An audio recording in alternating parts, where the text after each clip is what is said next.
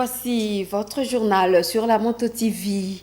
Lancement ce lundi 6 mai des épreuves hors session de l'examen d'État édition 2024 en province éducationnelle Nord Kivu 2. Plus de 28 000 finalistes sont attendus pour la passation de ces épreuves. Les autorités scolaires et administratives appellent les élèves finalistes à capitaliser la grâce du gouvernement liée à l'accès gratuit de ces épreuves. 14 bandits criminels ont été présentés ce lundi 6 mai au gouverneur de la province à Goma. Ces bandits sont accusés d'être auteurs de l'insécurité qui caractérise la ville de Goma ce jour. Voilà tout pour le sommaire.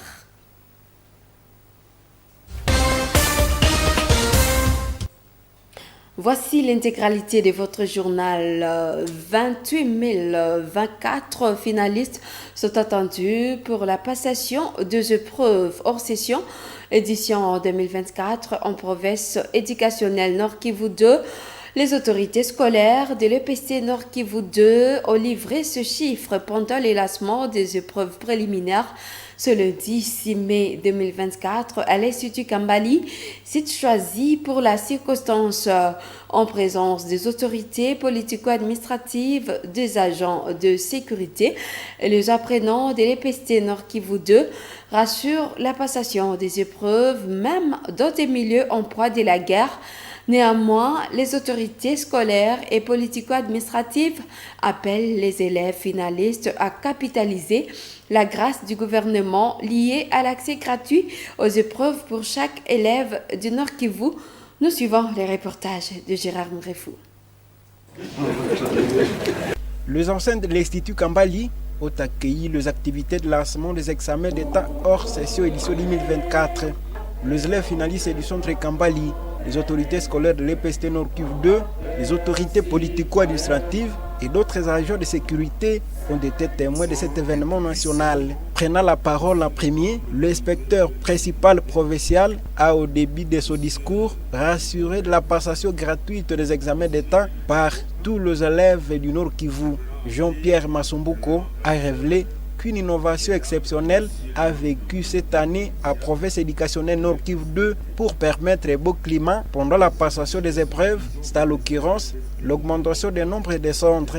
En vue de rapprocher les épreuves des candidats, le nombre de centres est passé de 84 à 96.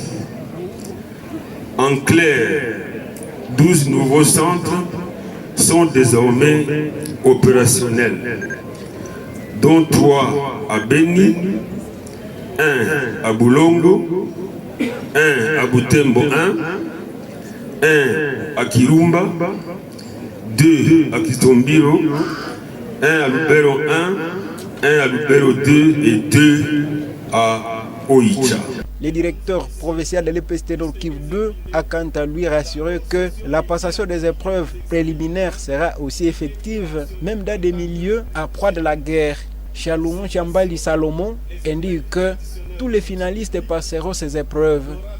Je remercie les organes chargés de préparation administrative, technique de ces activités et vous rassure en qualité du président de l'organisation des examens d'État en province éducationnelle que toutes les dispositions d'ordre administratif, matériel, technique et financier sont déjà prises pour garantir sa passation en toute quiétude, sans contredire avec les agents de l'ordre, dont j'invite de nous accompagner sur toute l'étendue de la province dans laquelle 28 024 candidats, dont 13 920 filles, soit 49% des filles et 51% des garçons sur le nombre total d'inscrits regroupés dans 96 centres dans des différentes sous-divisions éducationnelles ci-après. Présent à cette activité, le maire de Butembo, le commissaire principal Mouabaï Kiteli Roger, a lancé officiellement les épreuves en ouvrant symboliquement la malle. L'audition, la malle est ouverte. Elle est ouverte. Avant d'entrer dans les salles d'examen, une représentativité d'élèves s'est rassurée de la façon dont les malles sont emballées. L'enveloppe est bien scotchée. La violence est bienvenue. La province éducationnelle Nord Kivu 2 compte 28 024 finalistes, dont 13 920 filles, réparties dans 96 centres. Les autorités scolaires et politico-administratives ont aussi appelé les élèves finalistes à capitaliser la grâce du gouvernement liée à l'accès gratuit aux épreuves pour chaque élève finaliste du Nord Kivu. Les finalistes ont exprimé leur satisfaction à l'issue de l'épreuve préliminaire de l'examen d'État ce lundi 6 mai 2024. Au sortir de la salle, ces finalistes contactés par Monto TV ont affirmé que les sujets des dissertations étaient compréhensibles et passables. Ils se sont exprimés devant la caméra de Luciana Msiviroa et Mirembe Kitawiti. La dissertation, ça évolue un peu bien. Mais bon, même si on nous a triqué avec les sujets, mais quand même on a fini. Il y avait 8 sujets. Pour ce qui concerne la dissertation, ce n'est pas toujours facile. Et je ne sais pas si j'ai réussi, soit si j'ai échoué. Ce n'était pas difficile ou facile, c'était moyen, donc on s'est forcé à notre moyen. Mon sujet, c'était le sujet numéro 3. On parle de la corruption, de lutter contre la corruption. C'était juste ceux qui luttent contre la corruption devraient être irréprochables eux-mêmes. On doit lutter contre la corruption et j'ai mis même des moyens pour lutter contre la corruption et les conséquences de la corruption, car la corruption abîme même est à la base aussi de la destruction de notre pays. Moi, mon sujet était agréable. Vraiment, j'ai trouvé presque des arguments, ce que j'ai poussé.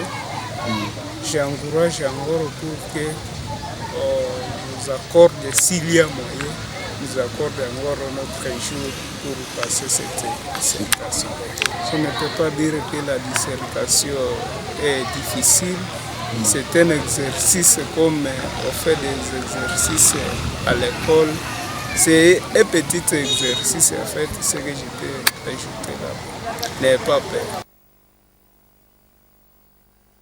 Autre chose, en ville de Béni, l'ego des épreuves a été fait à l'Institut de Béni par le maire de la ville. Ces épreuves sont tenues dans un contexte de sécurité en ville et environ. L'autorité urbaine rassure sur les mesures de sécurité pour permettre la bonne passation de ces épreuves. Nous suivons les reportages de notre correspondant en Béniville, Defé Mpanta. Au total, 5105 candidats, parmi lesquels 2563 filles, sont attendus pour la passation de ces épreuves de la sous-division de l'EPST Béni. Ils sont répartis dans 15 centres de passation. Des dispositions utiles ont été prises pour permettre aux élèves déplacés de guerre de passer ces épreuves sans difficulté, indique Matsoro Lengue Olivier, chef de la sous-division de l'EPST à Béni. Le chronogramme est en train d'être respecté et nous en sommes très contents et nous profitons de cette occasion pour remercier toutes nos autorités qui se sont investies dans ce programme pour que le tout aille pour le mieux. Nous avons 5105 candidats, dont 2563 filles. Nous avons 15 centres en ville de Béni.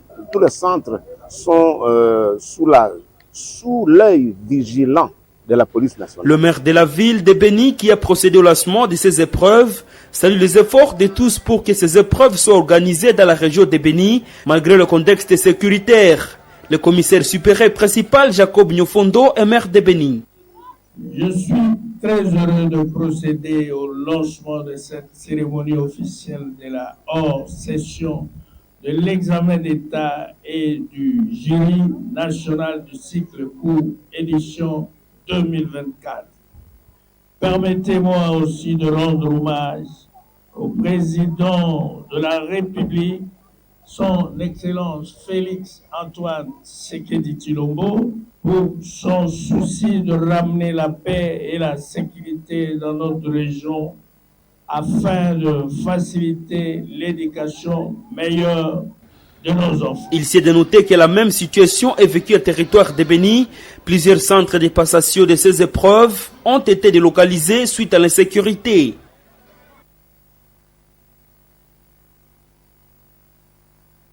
14 bandits criminels ont été présentés ce lundi 6 mai au gouverneur de la province à Goma. Ces bandits sont accusés d'être auteurs de l'insécurité qui caractérise la ville de Goma ce jour. Ils ont d'ailleurs avoué avoir participé au meurtre de certains habitants. Détail dans ce reportage de la presse du gouverneur. 14 présumés criminels regroupés en 2 gangs ont été présentés au gouverneur militaire du Nord Kivu, le général-major Peter Chirimwami, ce lundi 6 mai 2024, dans l'enceinte du gouvernorat par la police nationale congolaise.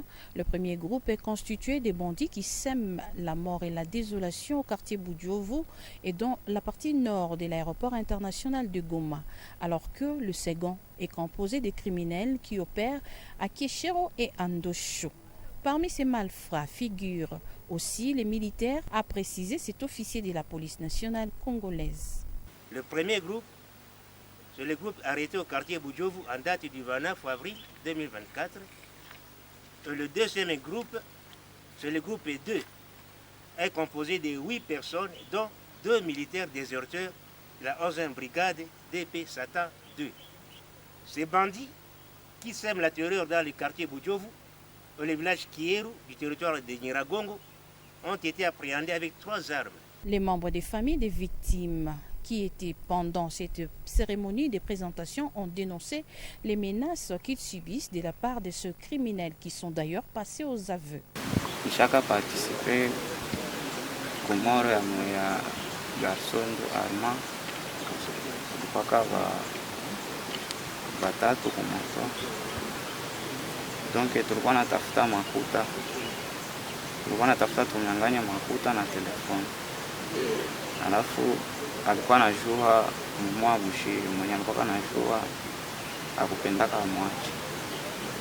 Nasaka kimabina, nasaka kitu. Nakutela kipapa mwana ndako. Nazwa kie mbongo na ba telefoni. Simana yako ubutula suda amu polisi. Tumbu na mazara.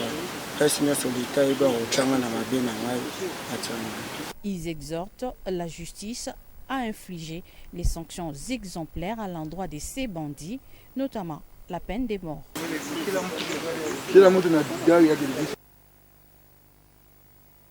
La chronique Que pensent les enfants de la radio-télévision Victoire Horizon a fêté son 6e anniversaire ce samedi 4 mai 2024. Les membres de la CCPE ont saisi plutôt cette occasion pour rendre visite aux enfants orphelins vivant à l'orphelinat. Tout est grâce des Boutembo. Ils ont apporté de vivre et non-vivre à ces enfants vulnérables. Suivez ce reportage de Zanzouaïnda Samuel rendu par Delphé Voya.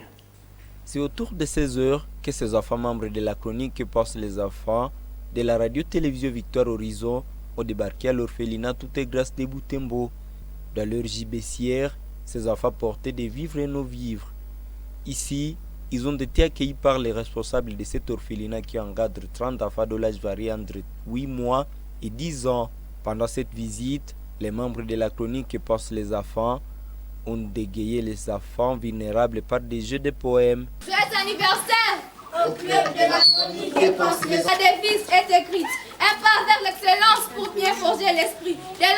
Le président de la CCP a à cette occasion appelé ses enfants à toujours avoir confiance à Dieu. Il leur a démontré que ce qu'ils sont, c'est pour la gloire de Dieu. J'aimerais dire aux enfants d'ici, aux orphelins, que vous n'êtes pas moins spécial que ceux qui ont des parents. Vous n'êtes pas les gens qui sont les plus pauvres, les plus tristes. Mais sachez une chose, si vous êtes comme vous êtes là, c'est parce que Dieu a voulu. Il faudrait que vous sachiez que Dieu a voulu que vous soyez dans cet état-là. Et si vous êtes dans cet état-là, c'est pas parce que Dieu vous déteste plus que les autres. Les autres là n'ont pas plus de valeur que vous. Non, mais c'est que vous êtes, c'est pour que la gloire de Dieu se manifeste en vous. S'en est suivi le partage du gâteau et des champagnes d'anniversaire partagés entre les membres du club CCPE et les enfants de cet orphelinat. Ok, merci beaucoup. La chronique Que passent les enfants est une émission de la radio-télévision Victoire Horizon. Depuis 6 ans, elle encadre les enfants de moins de 18 ans et les initie à différentes thématiques.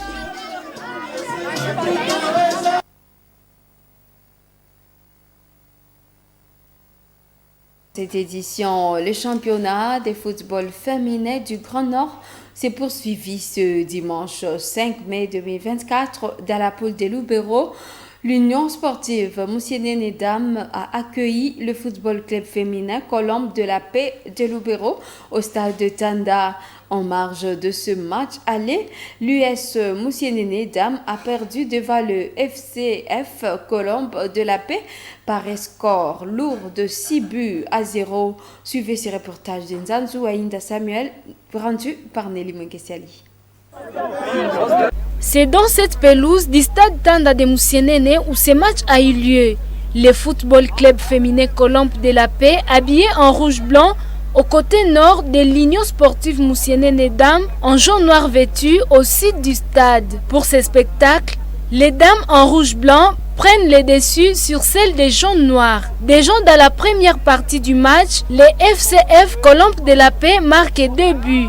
Dans la seconde partie, l'IS Moussienene Dames vient avec pression, décroche et penalty et tir arrêté par la gardienne de l'équipe de Lubero. Et penalty raté qui décourage l'équipe de Moussienene qui encaisse 4 buts dans la deuxième partie. 6-0 en faveur du football club féminin Colombe de la Paix, score qui boucle les matchs. La capitaine de Lubero se félicite de cette grande victoire de son équipe.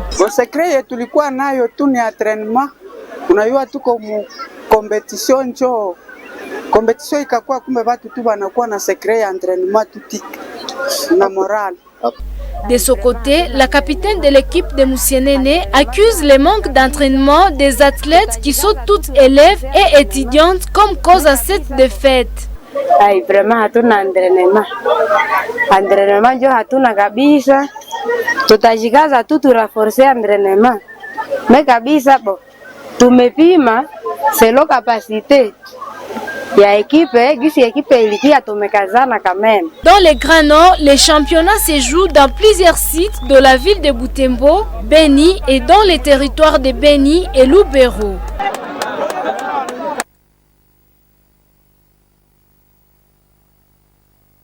Un match amical a eu lieu dimanche 5 mai 2024 au stade de Tanda à Moussienene. L'association sportive Nyuki de Butembo s'est déplacée pour jouer l'Union sportive Moussienene. L'équipe de Butembo a battu celle de Moussienene. L'équipe plutôt de Butembo a battu celle de Moussienene par un score de 2-0.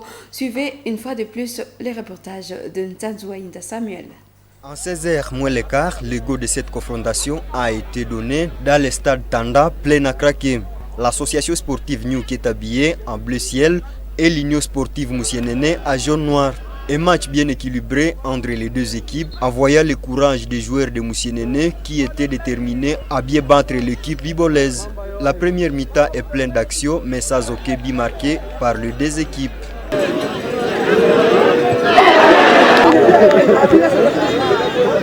Dans la deuxième mi-temps, les expérimentés de l'AS Nyuk profitent de la fatigue des athlètes de l'US Moussienene pour marquer leur premier but à la 16e minute. Ce but donne de la motivation aux joueurs de l'AS Nyuk qui marquent un autre but dans une période relative courte. Dans le dernier quart d'heure du match, l'association sportive Nyuki malmène l'équipe de Moussienene et le match s'est clôturé par un score de 2-0. Rappelons que l'AS Nyuki de Butembo joue la Ligue 2 à République démocratique du Congo et l'US Moussienene le championnat local dans le territoire de Lubero.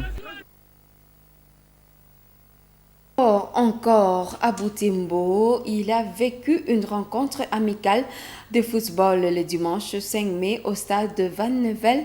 Celle-ci a mis aux prises le football club ETSL à l'Union sportive Sokozaki. Ce match s'est soldé sur la parité de 0 but partout. Nous suivons le reportage de Joël Tali. Deux des géants de Butembo se présentent pour égaler le public. Le premier acte s'est disputé la veille le samedi 4 mai et aucune équipe n'a eu à gagner. Aujourd'hui, il faut tenter de faire la différence. Mais cette concurrence n'est pas moindre. L'équipe en bleu-blanc, le FC Étincelle, a fait déjà sa pré-saison avec quelques nouvelles recrues en test qui doivent prouver leur valeur.